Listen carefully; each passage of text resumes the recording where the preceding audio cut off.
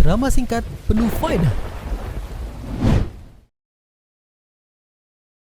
Bismillahirrahmanirrahim. Assalamualaikum warahmatullahi wabarakatuh. Alhamdulillahirabbil alamin wa bihi nasta'in ala umurid dunya waddin.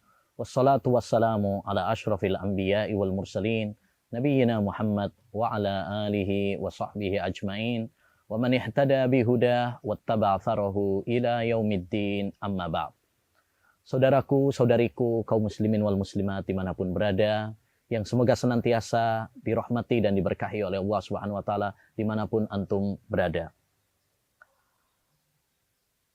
Kenapa orang berpuasa dia nggak berani makan, nggak berani minum, nggak berani melakukan hubungan intim di siang bulan Ramadan?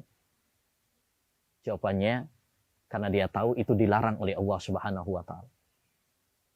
Karena dia takut melanggar larangan-larangan Allah Subhanahu wa taala. Andaikan bukan rasa takut kepada Allah Subhanahu wa taala, mungkin dia akan menerjang larangan itu.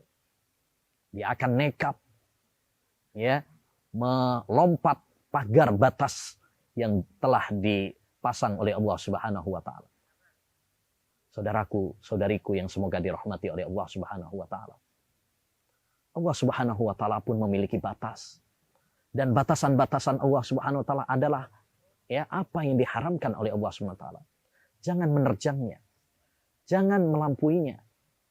Hendaknya kita takut akan azab Allah Subhanahu wa taala. Allah berfirman, "Falyahdharil ladzina yukhalifuna an amrih an tusibahum fitnah aw yusibahum adzabun alim." Hendaknya takut kepada Allah Subhanahu wa taala orang-orang yang menyelisihi Nabi Muhammad SAW. Takut kalau mereka tertimpa fitnah. Takut kalau mereka mendapatkan azab dari Allah Subhanahu wa taala. Jika seandainya para nabi saja, para nabi, orang yang paling mulia, orang yang paling dekat sama Allah Subhanahu wa taala, mereka mengatakan, qala inni akhafu in asaitu rabbi adzab yaumin adzim. Aku takut akan azab Allah Subhanahu wa taala jika aku bermaksiat kepada Rabbku. Kalau para nabi saja takut kepada Allah Subhanahu wa taala, lantas bagaimana dengan kita yang banyak dosanya? Yang bergelimang dengan dosa. Kita sering menerjang larangan-larangan Allah Subhanahu wa taala. Kita sering melanggar larangan-larangan Allah. Kita sering meninggalkan perintah-perintah Allah Subhanahu wa taala. Tentu kita lebih utama untuk takut kepada Allah Subhanahu wa taala. Saudaraku, saudariku yang semoga dirahmati oleh Allah Subhanahu wa taala. Takut kepada Allah Subhanahu wa taala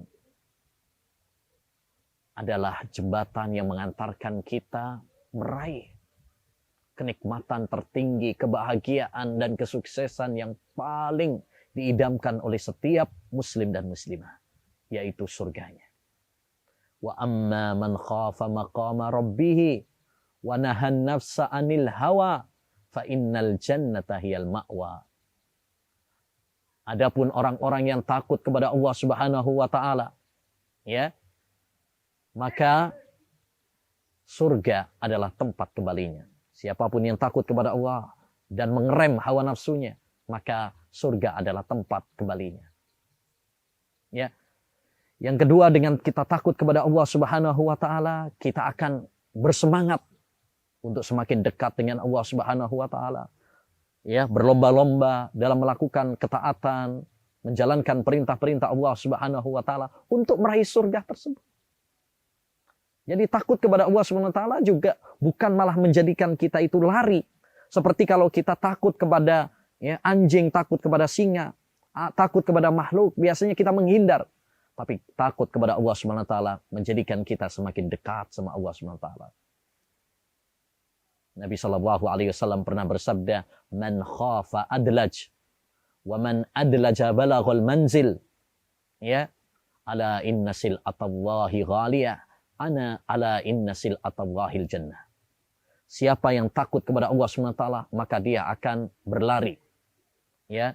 Berusaha, bersemangat. Dan siapa yang bersemangat, berlari, dia akan sampai kepada tujuannya. Ketahuilah bahwa barang dagangan Allah itu mahal. Dan ketahuilah bahwa barang dagangan Allah yang mahal itu adalah surga. Kalau kita ingin surga, ya surga itu diraih dengan kita takut kepada Allah, dengan menjalankan perintah-perintah Allah, menjauhi larangan-larangan Allah Subhanahu wa taala. Faedah yang ketiga, kalau kita takut kepada Allah Subhanahu wa taala, ini akan menjadikan kita terjaga dari dosa, dari maksiat kepada Allah Subhanahu wa taala. Ya, kita nggak akan berani melakukan dosa-dosa dan maksiat karena kita takut sama Allah Subhanahu wa taala. Makanya mari kita perhatikan dalam hadis tentang 7 golongan yang akan mendapatkan naungan Allah Subhanahu wa taala di suatu hari yang tidak akan ada naungan kecuali naungan Allah semata. Kata Nabi SAW, salah satunya, wa rajulun da'athu imra'atun dzatu mansibin wa jamal faqala inni akhafullah. Seorang yang digoda oleh wanita yang cantik dan memiliki jabatan, tapi dia mengatakan, saya takut sama Allah Subhanahu wa taala. Saya takut kepada Allah Subhanahu wa taala. Saudaraku, saudariku yang semoga dirahmati dan diberkahi oleh Allah Subhanahu wa taala. Bagaimana kita menumbuhkan rasa takut kita kepada Allah Subhanahu wa taala? Pertama, kita harus menyadari, kita harus semakin mengenal Allah Subhanahu wa taala. Mengetahui nama-nama dan sifat-sifat Allah Subhanahu wa taala. Semakin kita mengenal Allah Subhanahu wa taala, kita akan semakin takut kepadanya. Makanya Allah Subhanahu wa taala berfirman, "Innama yakhsyallaha min ibadihil ulama." Sesungguhnya yang takut kepada Allah Subhanahu wa taala itu adalah orang-orang yang berilmu. Dia mengenal Allah Subhanahu wa taala. Kata para ulama, "Man kana lillahi a'raf, kana lillahi ahwaf." Siapa yang semakin mengenal Allah, dia akan semakin takut sama Allah Subhanahu wa taala. Yang kedua, kita membaca dan merenungi, menghayati Al-Qur'an. Itu juga menumbuh rasa takut kita kepada Allah Subhanahu wa taala. Ya, kata Allah Subhanahu wa taala, "Fadzakir bil Qur'ani may yakhafu wa'id." Ya. Berikanlah peringatan. Karena peringatan ini, yaitu Al-Qur'an ini, bermanfaat bagi orang-orang yang takut akan ancaman Allah Subhanahu wa taala. Adapun orang-orang yang tidak punya takut kepada Allah Subhanahu wa taala, Al-Qur'an ini tidak memberikan manfaat kepada mereka. Hanya orang-orang yang takut kepada Allah Subhanahu wa taala. Ya. Makanya kita perlu membaca, merenungi Al-Qur'an, karena di dalamnya peringatan-peringatan Allah Subhanahu wa taala. Ya. Dan janji-janji Allah, ancaman-ancaman Allah ada di dalam Al-Qur'an. Yang ketiga, di antara kiat agar kita menumbuhkan rasa takut kepada Allah Subhanahu wa taala, kita baca sejarah. Bagaimana Allah Subhanahu wa taala menghancurkan umat-umat sebelum kita. Bagaimana Allah Subhanahu wa taala menghancurkan Fir'aun. Bagaimana Allah menghancurkan Qarun. Bagaimana Allah Subhanahu wa taala menghancurkan kaum Ad, kaum Tsamud. Kaumnya Nabi Lut, kaumnya Nabi Nuh. Allah hancurkan. Dan itu menjadi ibrah bagi kita semuanya. Ya. Karena apa yang menimpa mereka bisa juga menimpa kepada kita kalau kita membangkang kepada Allah Subhanahu wa taala.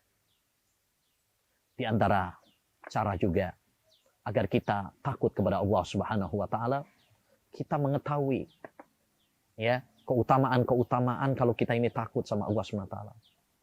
Seperti tadi yang sudah kita sampaikan, ya, kalau kita takut kepada Allah Subhanahu wa taala, maka kita akan meraih surganya, kita akan semangat melakukan ibadah, ya, kita akan semangat menghindar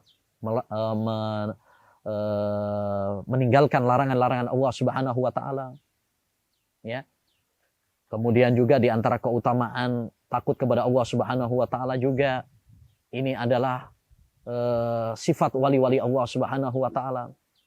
Ya. Ala inna auliya Allah la khaufun alaihim wa lahum yahzanun. Ya, mereka tidak ada rasa takut ya kepada manusia, tapi takutnya hanya kepada Allah Subhanahu wa taala saja. Ya.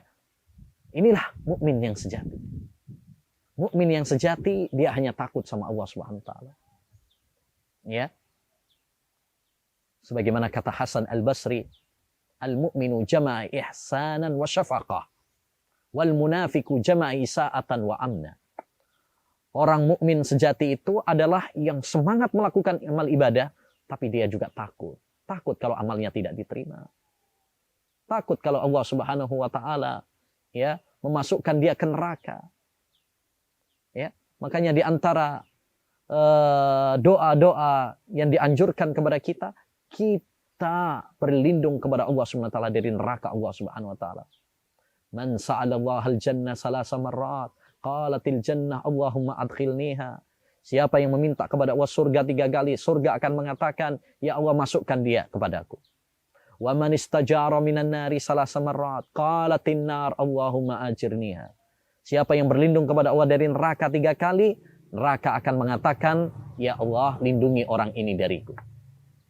Maka saudaraku, saudariku yang semoga dirahmati oleh Allah Subhanahu wa taala, mari kita menjadi hamba-hamba yang takut kepada Allah Subhanahu wa taala, ya, sehingga menumbuhkan dalam diri kita semangat untuk beribadah kepada Allah Subhanahu wa taala, semakin dekat sama Allah Subhanahu wa taala, ya, kita takut menerjang larangan-larangan Allah, sehingga kita pun takut untuk zalim kepada manusia, menyakiti manusia, sombong kepada manusia, ya. Demikian juga semoga Allah Subhanahu wa taala menjadikan kita semuanya orang-orang yang takut di bulan puasa ini dari menerjang larangan-larangan Allah Subhanahu wa taala.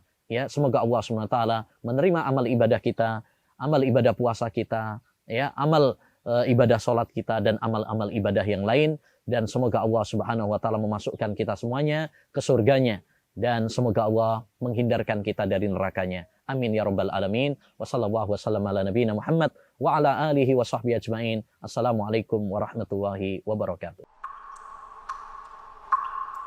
Al Furqon TV, saluran pendidikan, dakwah, dan inspirasi Islami.